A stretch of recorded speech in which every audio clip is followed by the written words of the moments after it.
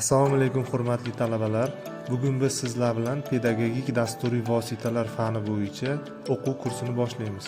O'quv kursi davomida siz ma'ruza, amaliyot, laboratoriya mashg'ulotlari bo'yicha o'z bilimingizni yanada mustahkamlashingiz mumkin. Dunyoda tan olingan va e'tirof etilgan ilg'or ta'lim tizimlarida talabalarning intellektual salohiyatini rivojlantirishning bir qator didaktik xususiyatlari va omillariga asosiy e'tibor qaratilmoqda. Bunda ta'lim oluvchining qiziqishlari, dunyoqarashi, aqliy salohiyati va o'ziga xos individual imkoniyatlari asosida ta'limni tashkil etish va o'tkazish muhim o'rin tutadi. Xususan, oliy ta'lim muassasalarida intellektual salohiyatni shakllantirish, aniqlash jarayonini samarali tashkil etishda fundamental, aniq va tabiiy fanlar qamrovini zamonaviy axborot texnologiyalarini amaliy qo'llash hamda ulardan foydalanish ko'nikmalarini shakllantirishda zamonaviy pedagogik dasturiy vositalar keng imkoniyat yaratadi. Pedagogik dasturiy vositalar talabalarning kreativ fikrlash, ijodkorlik, xotira, tashabbuskorlik kabi fazilatlarni rivojlantirishga katta e'tibor qaratmoqda. Pedagogik dasturiy vositalar kompyuter texnologiyalari yordamida o'quv jarayonini qisman yoki to'liq avtomatlashtirish uchun mo'ljallangan didaktik vositalar hisoblanadi. Ular ta'lim jarayonini samaradorligini oshirishning istiqbolli shakllaridan biri hisoblanib, zamonaviy texnologiyalarning o'qitish vositasi sifatida ishlatiladi. Pedagogik dasturiy vositalar tarkibiga o'quv fani bo'yicha aniq didaktik maqsadlarga erishishga yo'naltirilgan dasturiy mahsulotlar, texnik va metodik ta'minot, qo'shimcha yordamchi vositalar kiradi. Pedagogik dasturiy vositalarni quyidagilarga ajratishimiz mumkin. Namoyish etuvchi dasturlar o'quvchilarning bilim darajasi va qiziqishlaridan kelib chiqib, yangi bilimlarni o'zlashtirishga yo'naltiradi. Nazorat qiluvchi dasturlar egallagan bilim, malaka va ko'nikmalarini tekshirish uchun baholash maqsadida qo'llaniladi. O'rgatuvchi dasturlar avval o'zlashtirgan o'quv materiallarini takrorlash va mustahkamlashga xizmat qiladi.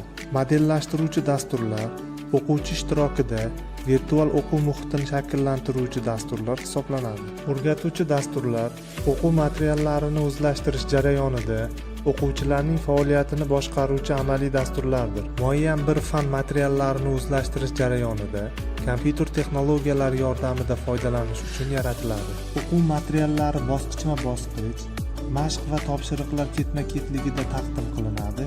Javoblarning to'g'ri-noto'g'riligi tasdiqlanadi. Yo'l qo'yilgan xatolar displeyda aks etadi. O'quvchilarni o'zlashtirish nazorat qilinadi va baholanadi.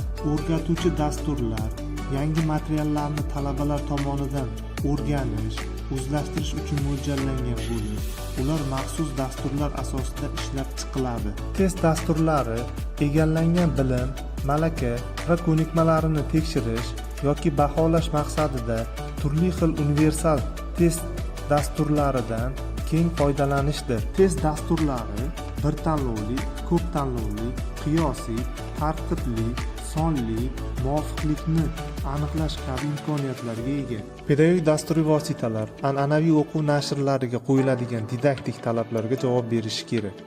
Biz quyidagi pedagogik dasturiy vositalarning didaktik imkoniyatlari haqida fikr yuritamiz. Ta'limda ilmiylik, fan texnika va texnologiyalarning so'nggi yutuqlarining hisobga olinishi pedagogik dasturiy vositalar mazmunini, chuqurligi va ishonchliligini ta'minlaydi.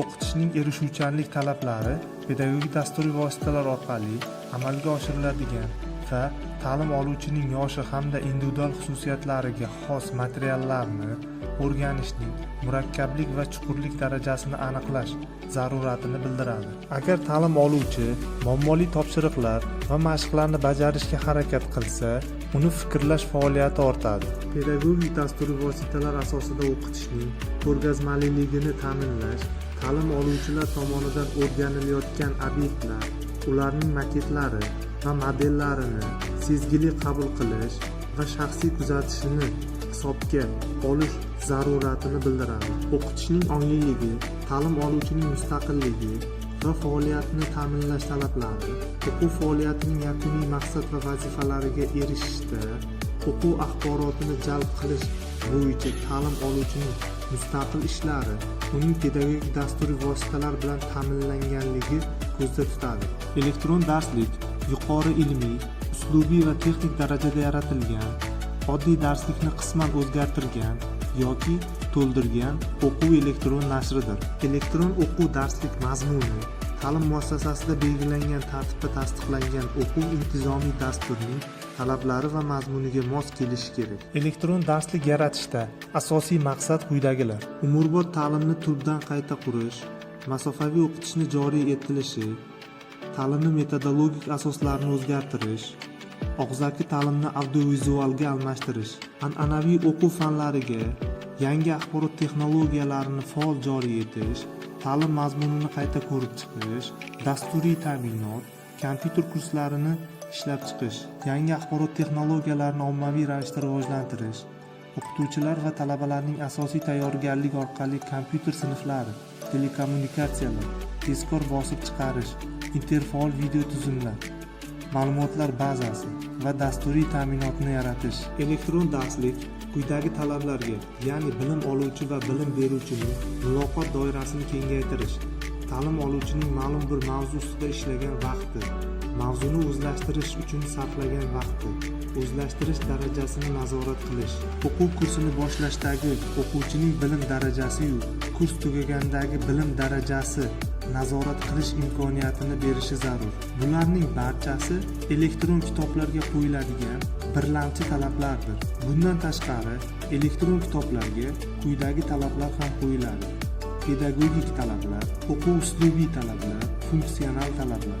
Elektron o'quv qo'llanma o'quv dasturiga mos keladigan va talablarga mustaqil ravishda yoki o'qituvchining yordami bilan o'quv kursini hamda uning asosiy qismini o'zlashtirish imkoniyatini beradigan dasturiy va uslubiy o'quv majmuasi hisoblanadi. Elektron o'quv qo'llanma ma'lum bir fan bo'yicha o'quv materiallarini mustaqil o'rganish yoki ma'ruza kursini chuqur o'rganish maqsadida qo'llab-quvvatlanishi mumkin. Elektron ensiklopediya yunoncha bilim doirasi, qomus, muayyan tizimda solingan keng qamrovli bilimlar to'plami, ilmiy yoki ilmiy ommabop elektron nashrdir. Elektron ensiklopediya materiallari asosan alifbo tartibida yoki mavzusi bo'yicha beriladi. Universal ensiklopediya odatda muayyan davlat miqyosida tuzilib, shu davlatda erishilgan fan texnika, madaniyat yutuqlari darajasini ko'rsatadi. Bugungi ma'ruzamizda pedagogik dasturiy vositalar faniga kirish hisoblanadi. E'tiboringiz uchun rahmat. Keyingi darslarda ko'rishguncha xayr.